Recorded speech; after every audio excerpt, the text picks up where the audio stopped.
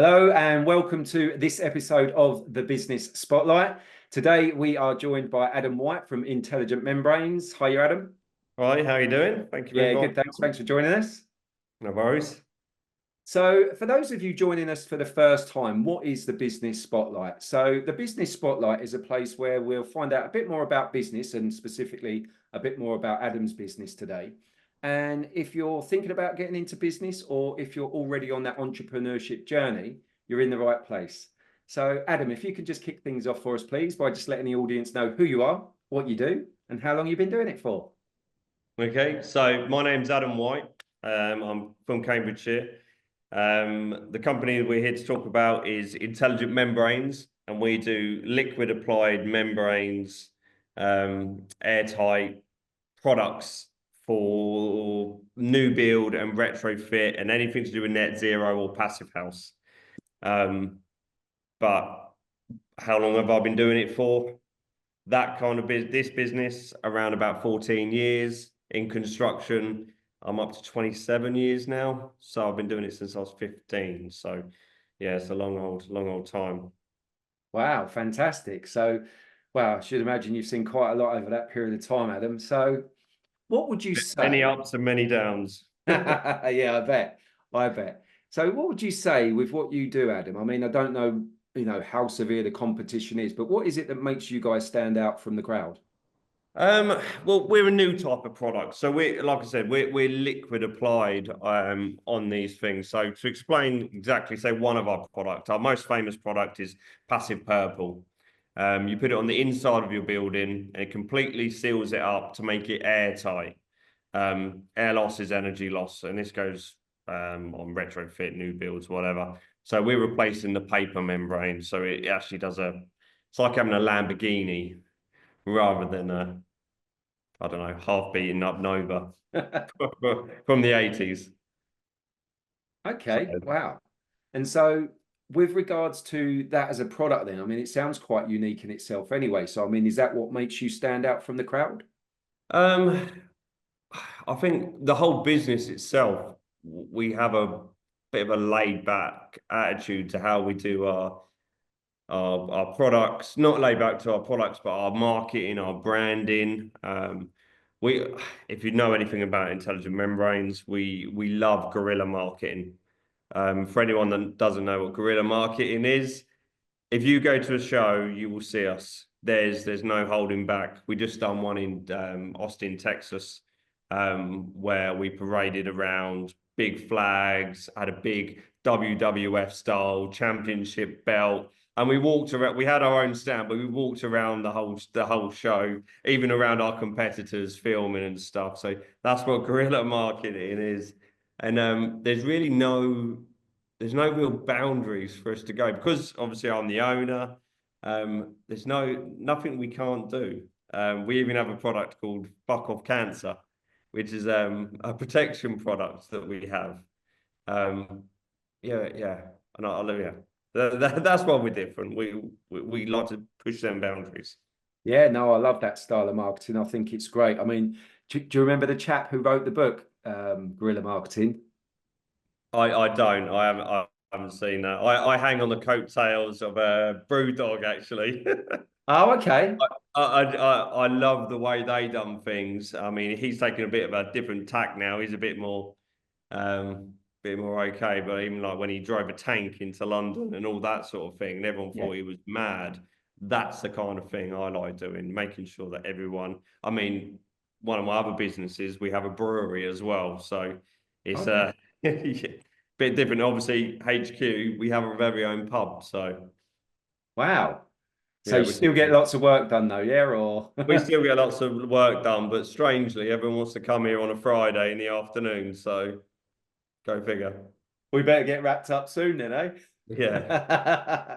Oh, brilliant. So, I mean, on that note, Adam, I mean, you've mentioned that this business has been running, was it 14 years? Yeah, about 14 years this has, yeah. So it's So been a long, hard slog.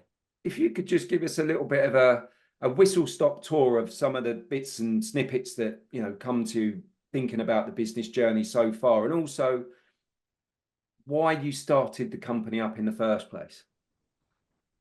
Oh, right. Well, give you a whistle-stop tour. I started the company up because my other company that I have is a bespoke timber frame company.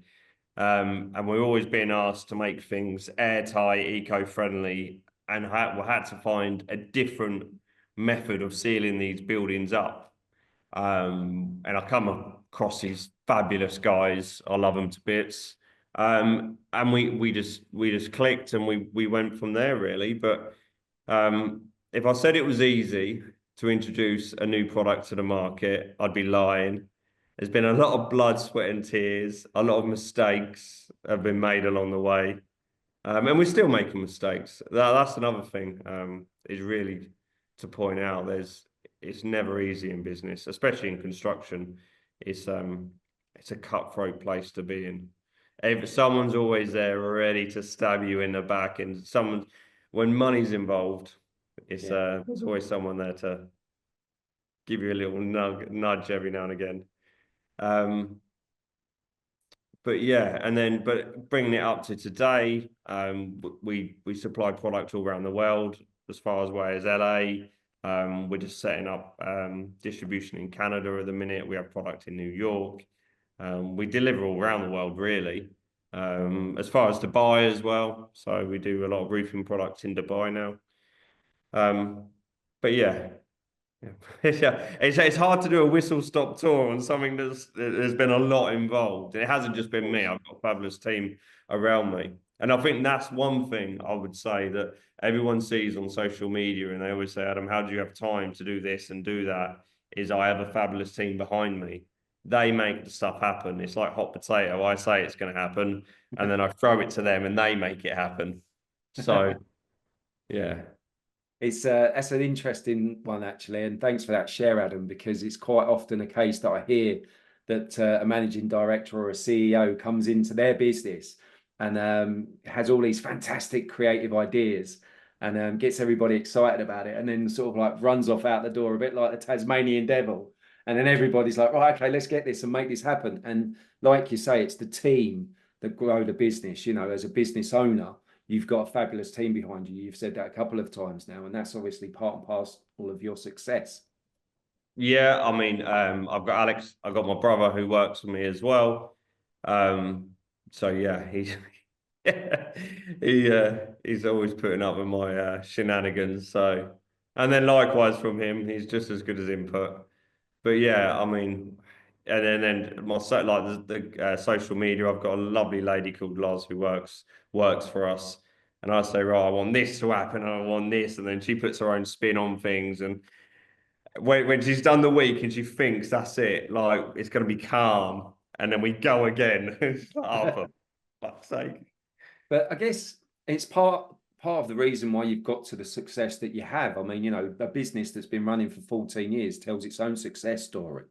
I mean, you know, statistically, I think they say, is it you're in the 4% club now? So in other words, only 4% of businesses see their 10th birthday. So, I mean, you know, it's a pretty good statistic to be part of. So, I mean, you know, congratulations to you and your team. I mean, yeah, I mean, we'll see our 20th birthday out.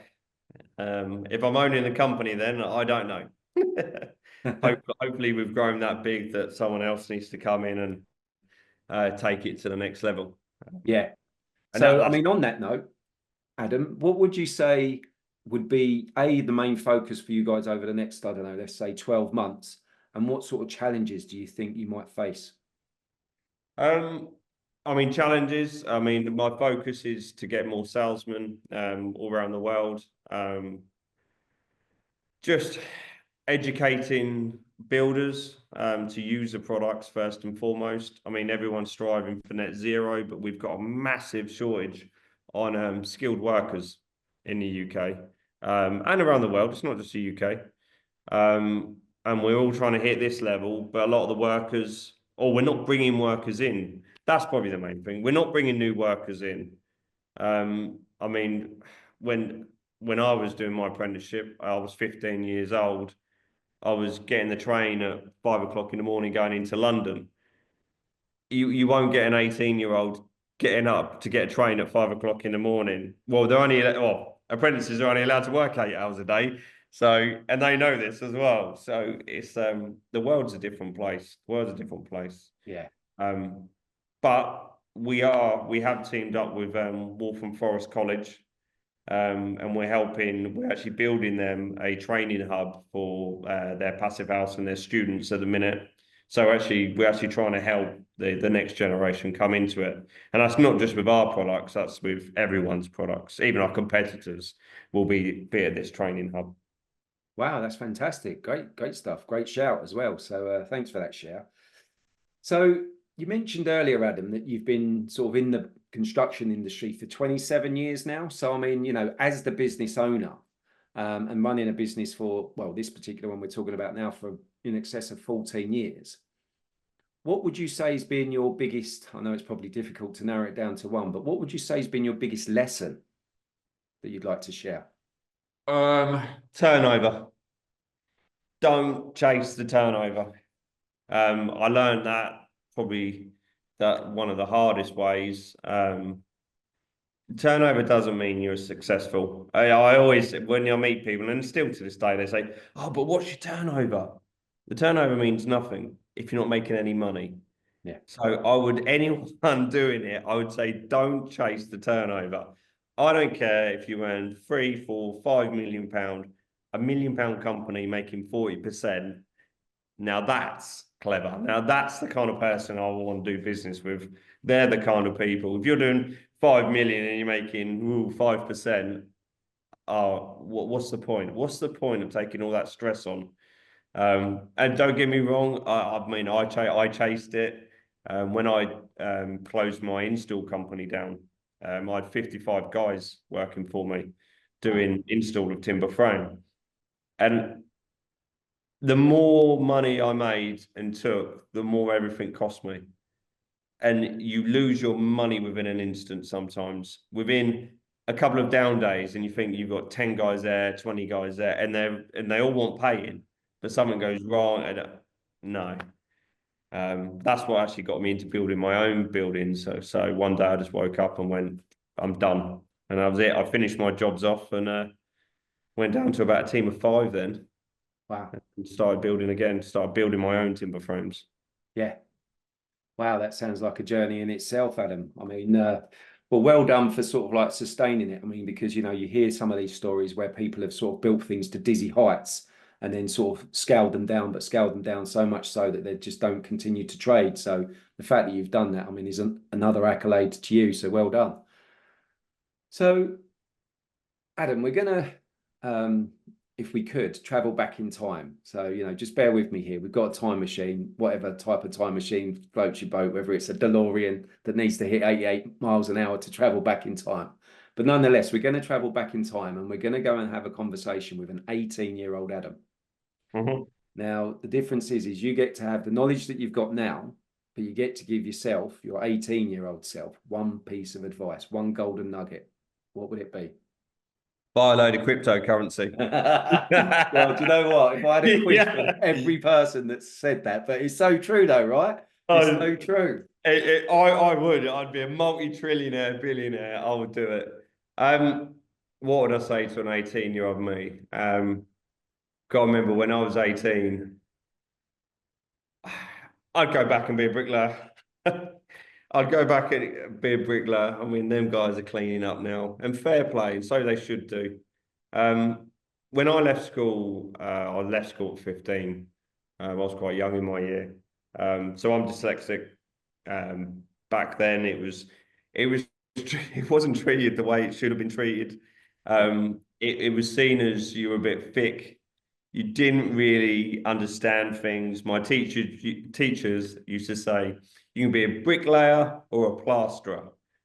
And that was what I grew up with. That was my expectation for life from my teachers from this school. Yeah. I would go out back and tell my 18-year-old self is when you grow up and you go and meet all these business owners, guarantee you most of them are dyslexic or have a quirk about them.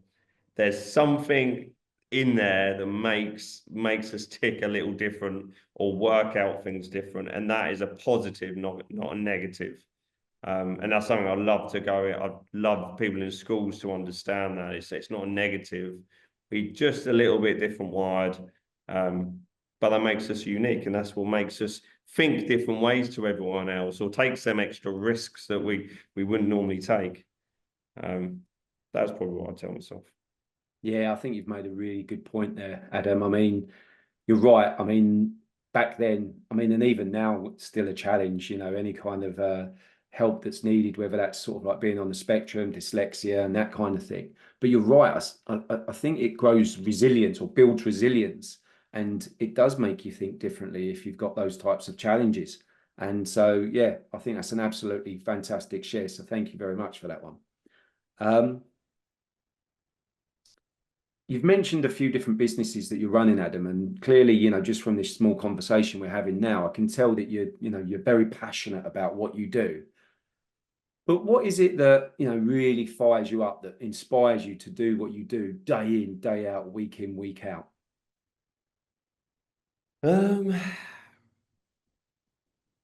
What inspires me to do it? I'd obviously, for my kids and stuff, and for the future. What I said to you before we go on to recording, would I do things different? Could I have been that big arsehole that went and built a load of buildings, made a load of money, and I'd be retired by now? I mean, I've pumped a lot of money into training, on this farm, big training buildings. I do all my training sessions for free and everything like that.